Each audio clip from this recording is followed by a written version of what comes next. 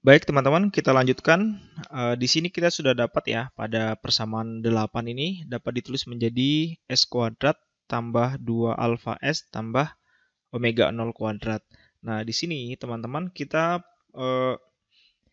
ingat kembali bahwa tadi kan di awal kita punya solusi ya, yaitu I sama dengan A kali E pangkat ST gitu ya. Nah, di sini kita lihat bahwa S itu memiliki dua nilai tadi ya. Ada S1 dan ada si S2. Nah, maka kita bisa bilang di sini kemungkinan ya, dari sini kita bisa lihat bahwa kemungkinan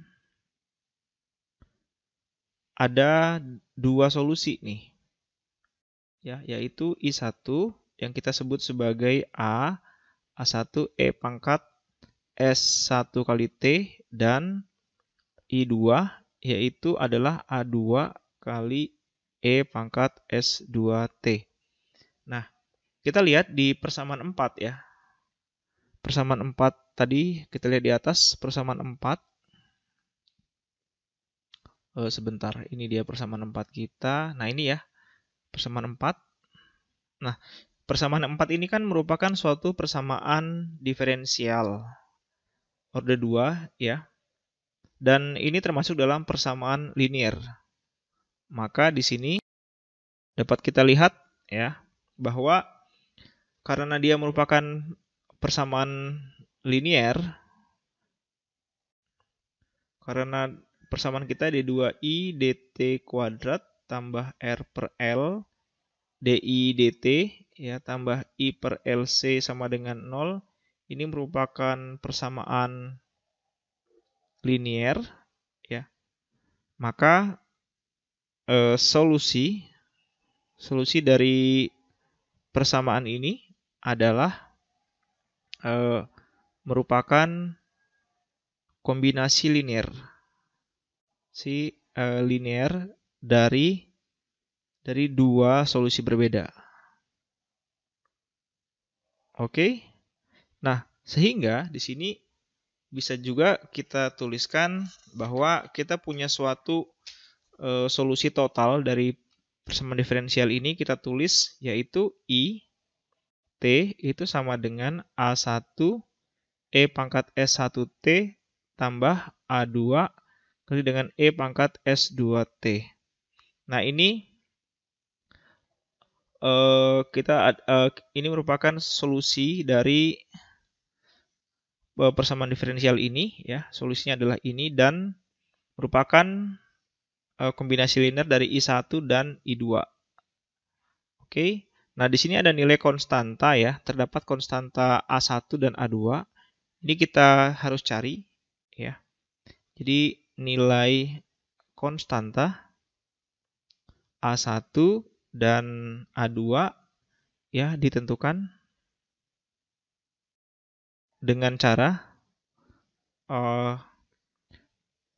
menentukan nilai awalnya ya, atau dari nilai awal. Di sini nilai awalnya adalah I0 dan turunannya DI0 dt. Oke. Kemudian teman-teman, kalau kita lihat kembali persamaan 11 ya, yang ini S1 dan S2, ini memiliki 3 jenis solusi ya. Saya tulis di bawah dulu. Persamaan 11 ya, persamaan 11 ini memiliki 3 jenis solusi yang nanti akan kita pakai solusi ini ya. Yaitu, saya terus ke bawah dulu. Oke. Jadi untuk kasus di mana alfa lebih besar daripada omega 0, kemudian alfa sama dengan omega 0, dan yang terakhir alfa itu kurang dari omega 0. Nah, kalau misalkan dia memenuhi alfa lebih besar daripada omega 0, maka ini yang kita sebut sebagai kasus overdamp ya. Kemudian kalau dia sama dengan alfa sama dengan omega 0, kita sebut sebagai kasus kasus critically damp ya, atau terendam. Kemudian yang terakhir ini untuk kasus underdam. Oke ya, underdam. Nah, masing-masing ini memiliki karakteristik kurva arus terhadap waktu yang berbeda-beda. Nah, saya akan bahas satu-satu di sini. Singkat saja ya, jadi nggak usah kita turunkan. Jadi di sini kita lihat untuk yang pertama, misalkan adalah kasus overdam ya. Overdam. Ini tadi ya, alfanya itu lebih besar daripada omega 0. Nah, di sini kalau misalkan alfanya lebih besar daripada omega 0, ini akan berdampak pada C-nya. C-nya pasti lebih besar daripada 4L per R kuadrat pada persamaan 11. Nah, ini akan memiliki solusi ya. Akan memiliki solusi yaitu IT ya sama dengan A1 kali E pangkat S1T begitu tambah A2 kali E pangkat S2T. Oke, kalau digambarkan grafiknya, itu akan bentuknya seperti begini. Ya, jadi dia akan begini bentuknya. Iya, kemudian jatuh begini. Nah, ini adalah nilai kurva dari arus terhadap waktu sebagai fungsi dari waktu. Oke, ini adalah kasus overdam. Kemudian untuk kasus yang critically damp, ya, saya gambarkan di sini, teman-teman. Oke, sebentar. Critically ya, kritis damp. Ini tadi kasus alfanya sama dengan omega 0. Ini akan berimbas ketika C-nya sama dengan 4L per R kuadrat ya. Nah, kemudian dia akan memiliki solusi di sini yaitu IT ya sama dengan sama dengan A1T plus A2 kalikan dengan E pangkat minus alfa kali T. Nah, ini solusinya ya. Kalau digambarkan grafiknya akan begini. Oke, kita gambarkan. Jadi dia akan bentuknya begini juga. Nah, ini grafiknya akan berpotongan di titik puncak di sini ya. Nah, begini. Nah, ini adalah T, kasus di mana T-nya itu sama dengan 1 per alfa. Ya, ini I fungsi T, ini waktunya. Nah, kemudian yang terakhir adalah untuk kasus underdam ya. Oke, saya tulis di sini yang bagian C ya. C ini underdam.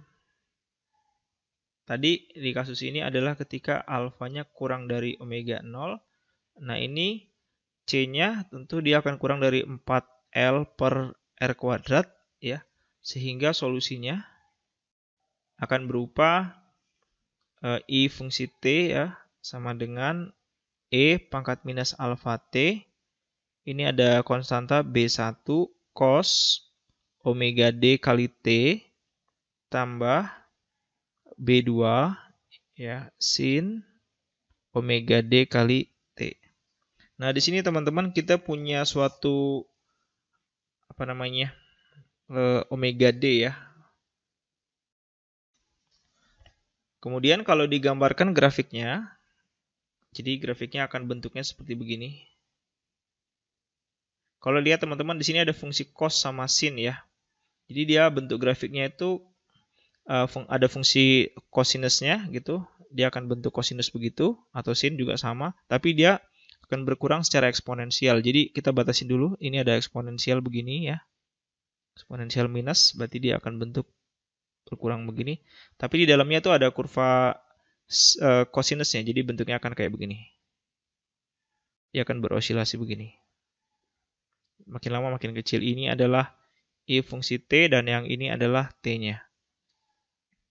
Oke ya, teman-teman begitu. Sekian dulu untuk rangkaian RLC seri tanpa sumber tegangan atau arus. Memang ini materinya rada dalam dan banyak menggunakan persamaan diferensial. Nanti akan lebih jelas lagi pada saat kita mengerjakan contoh soal.